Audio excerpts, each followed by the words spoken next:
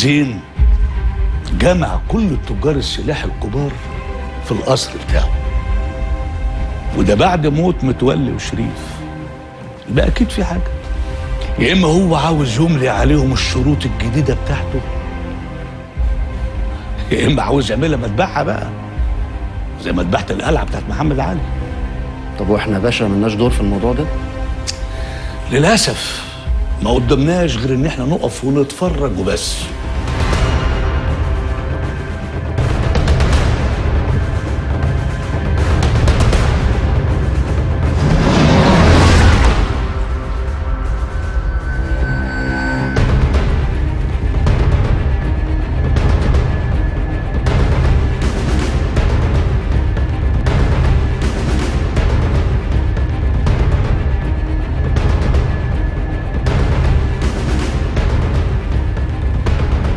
نورتوا بيت العطارين.